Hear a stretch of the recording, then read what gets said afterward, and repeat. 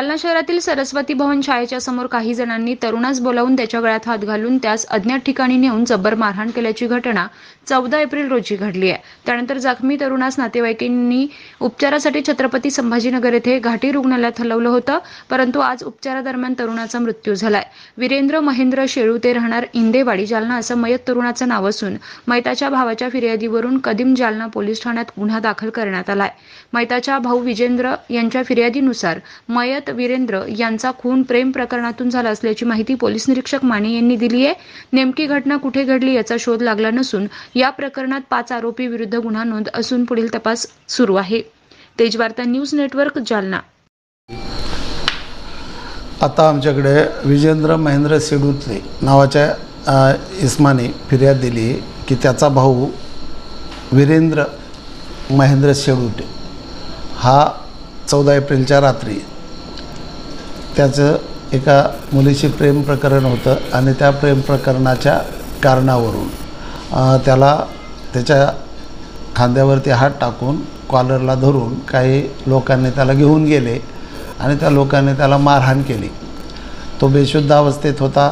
त्याला छत्रपती संभाजीनगरच्या घाटी हॉस्पिटलमध्ये ॲडमिट होता आणि तो काल रात्री मरण पावला अशी फिर्याद दिली। त्याच्यावरून आम्ही आरोपींविरुद्ध पोलीस स्टेशनला जस्ट गुन्हा दाखल केलेला आहे। तर त्यांनी डेड बॉडी पोलीस स्टेशनला आणली होती, काय मागणी होती?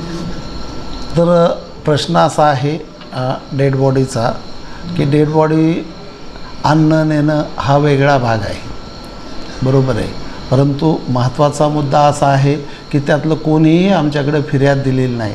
आज त्या मयताचे वडील मला प्रत्यक्ष भेटले, त्यांनाही मी सांगितलं की तुम्ही मला फिर्याद द्या। ते म्हणले मला काय माहीत नाही। मयताचा मेवना यालाही आम्ही म्हटलं, फोन करून विचारलं तर ते म्हणले मला कोण होते मला काय माहीत नाही।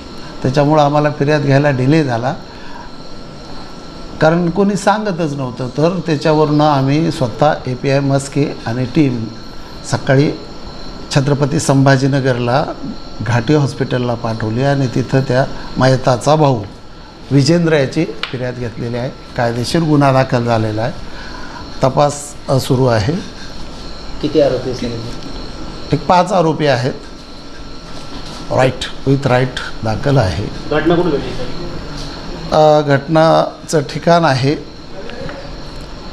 सरस्वती भवन शाळेच्या पुढून त्याला घेऊन गेले होते, पण नेमकं कुठं मारले हे त्यांनाही माहिती नाही आहे, पण तिथून घेऊन गेल्याचे कन्फर्म त्यांनी पाहिलेलं आहे।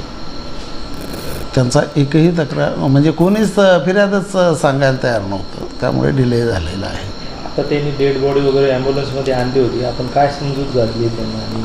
आम्ही कुठलीच समजूत घातलेली नाही। कायदेशीर फिर्याद चालू होती, मी बंदोबस्तात होतो, आल्यानंतर कायदेशीर फिर्याद चालू होती आणि गुन्हा दाखल केलेला आहे। डेड बॉडीचा काही विषयच नाही। तुम्ही फिर्यादच दिली नाही तर डेड बॉडीचा कसला विषय घेताय?